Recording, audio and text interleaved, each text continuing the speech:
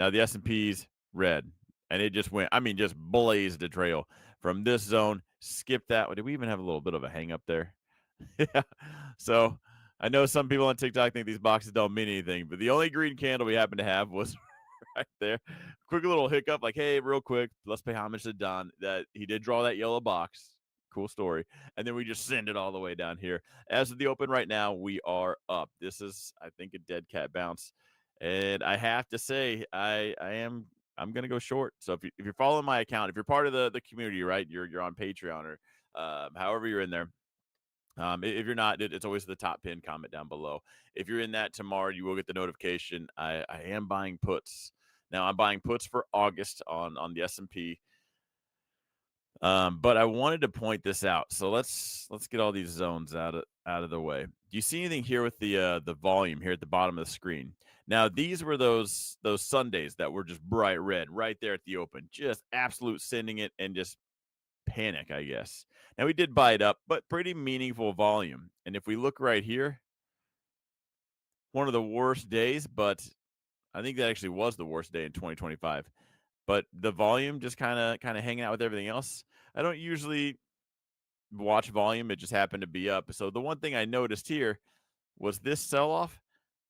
It actually wasn't a whole bunch of sellers. It was just a lack of buyers, which tells me the buy the dip crowd, they're not coming out.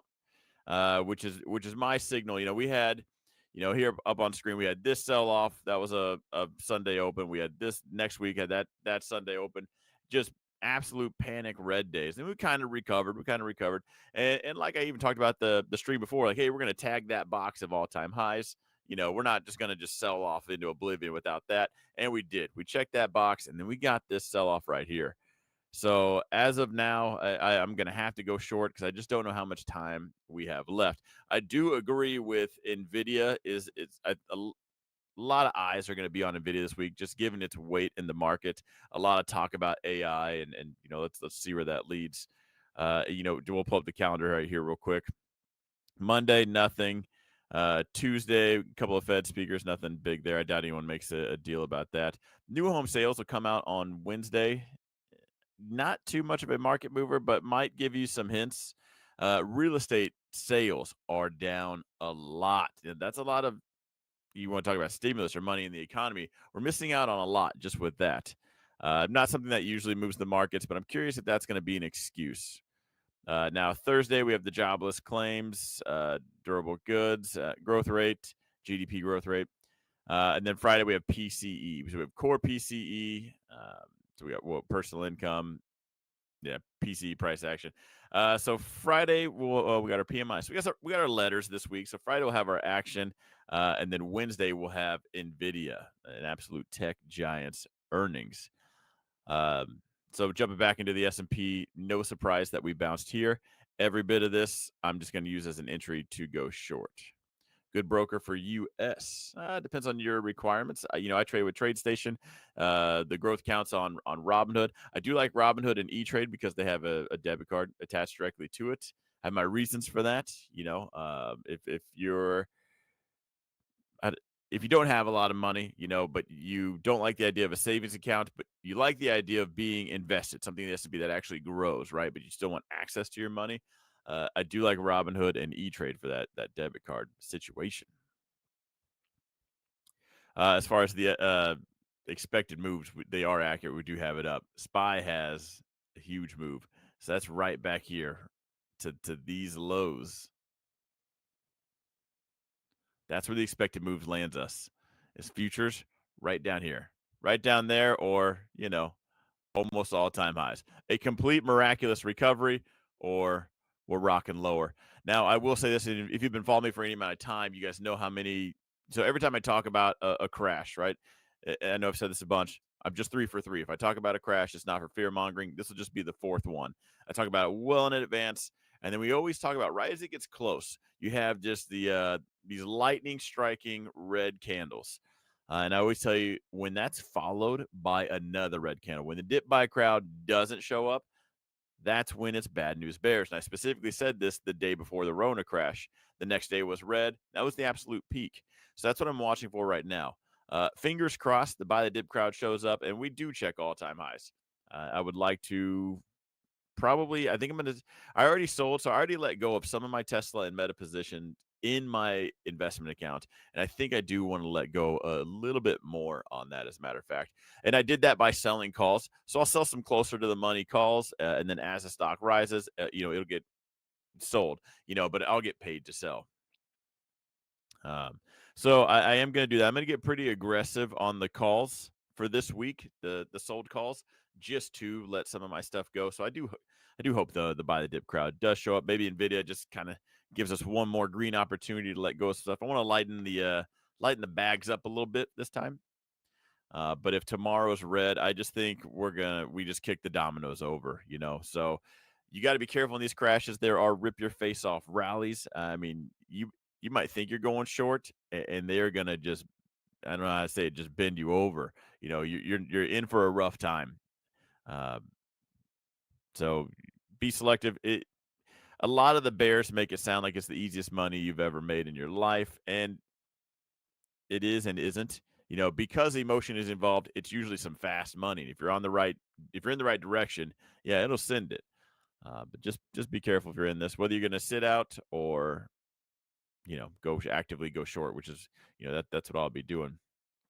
But just looking at it from the bird's eye view, just overall, the trend still up. Technically, right now, this is just a normal pullback. Granted, worst day in 2025, but look at this overall.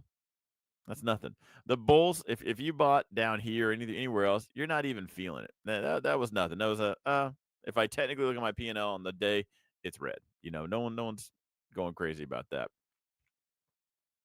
Looking at the NASDAQ, another coincidence, just dropped right down to that yellow zone. That's where it did bounce. Again, could be a lower high. I just think a high or low. I think we're going to put in a lower high. What this red line is right here, this is something I was talking about in my group. I feel bad. I feel like it's been forever since I've been live on TikTok. Sorry. New software, new computer. Sorry about that. But anyway, we were jumping up, selling off. Hit up there again, sell off. And I said this will likely end up being a zone later, from here to here. But it looked like algos or something was selling, something was turning on right here at this level because we hit it again. And there we go. And I was kind of curious who's getting out. What position?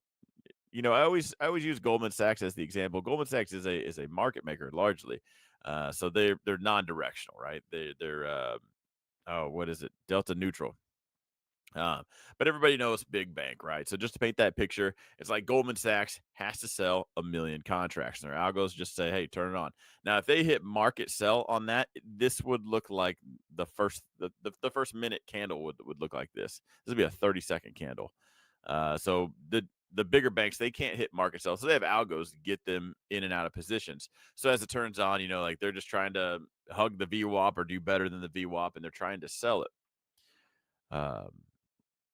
So that's what it looked like to me overall, was like an algo was turned on up here. And then overall in this area right here, sell it. We don't want to panic the markets. Let the dip buy crowd show up and we'll linger them along, sell off another chunk, and then they're just letting go of the rest. So definitely keep an eye out there, which is why if tomorrow's red, I'm buying puts tomorrow. I'm going to buy August puts. More than likely, SPY. Just wait for the alert. It might be QQQ. I am going to buy them. I'm hoping tomorrow's green so I can either spend the same amount and bump my strike up. But if it's red, I'm still doing it. Because if it's red, then we're already late. Like that train's moving. You're jumping on right before the door closes. Because at that point, nothing brings on sellers quite like a red candle does, and you just might venture into the panic mode, and we let things go. We have tariffs coming up. I think we're going to quit pricing in just miracles. So the first sell off will be like, hey, this is what's coming up, and then you actually feel it. It's kind of like eating something spicy. It's spicy, but like takes a minute for the heat to kick in, and then that's when you'll get real selling. I do want to. So this guy brought VIX moved up this time. A little bit of a VIX move right to that yellow line. Now, I drew this yellow line there a long time ago. Now, for everyone that watches the VIX, it is not the inverse of the S&P. I know a lot of people on YouTube like to pretend it is. It's just the fear gauge, right? So I look at it as a light switch because, and guys, been trading for 13 years now. the next candle is always going to be green or red. Right now, when it's above this line, it's a big green or red. When it's below this line, medium to small. We kind of carry on as normal. So I am watching that to see if there's a spike, because that tells me this is not a cheap contract. Your kids on Wall Street Bets and Robinhood are not buying the VIX contracts. They're not cheap. So when hedge funds and everything are buying up volatility, that can sometimes be a heads up to what's coming up. All right, we talked about going short. This one, man. So anybody that went short this, congrats, all the way down to that zone and bounced. Remember, white zones are kind of intraday zones. You would expect the next lower high to come out of there. Honestly, I would have tightened up stops, and then I'm just looking to reload. If this could actually bump up to one of these white zones, that's where I would go. I would wait for it to, because what it's going to do when it jumps up and hits these zones, or in theory, that's what you're looking for. Bull flag or reversal. They will look the same. It just depends on what echo chamber you're sitting in. The bulls will call it a bull flag. The bears will call it a lower high. I would wait for that to set up, and then I would probably go short. If you're on TikTok, give me a huge solid and share it, and then hit the heart. If you're on YouTube, don't be silly. Make sure you're subscribed, and then hit the thumbs up button for me. Man, Grandpa Dow could send it this week. The Russell, we talked about going short the Russell. We're hanging up right here. I would expect a full move down to here,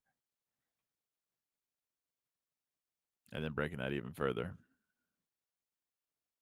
Let's talk about NVIDIA.